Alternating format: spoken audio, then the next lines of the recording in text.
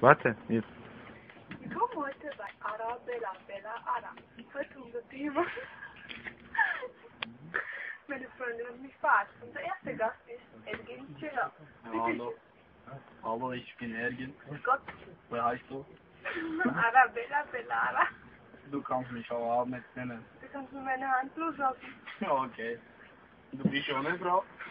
Was ist das Problem? Also, ich hatte meine Probleme. Ich hab eine Freundin, habe ich 2 Monate.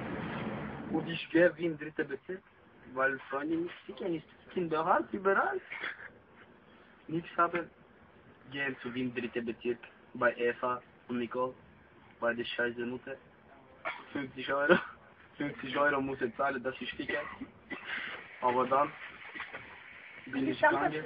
Ich bin gegangen, hab zuerst angerufen und dann gehe ich hin und klopfe und da kommt ein Mann, ein nackter Mann. Das ist keine Frau. Ein nackter Mann mit Strumpfhose und Mini. Wo warst du denn da? Was für ein falschen Ort? Weiß ich nicht. Aber mein Navigationssystem hat gesagt, 3. Bezirk, Prater. Also scheiße, Prater ist in der 2. Bezirk. Das ist das Problem gewesen. Oh, Scheißdreck, aber jetzt bin ich zusammen mit meiner Freundin 4 Monate und jetzt haben wir Sex gemacht.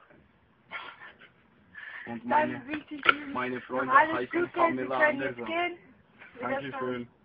Wie heißt du? Morgen wieder bei Arabella Bella Ara. Willst du mit mir gehen?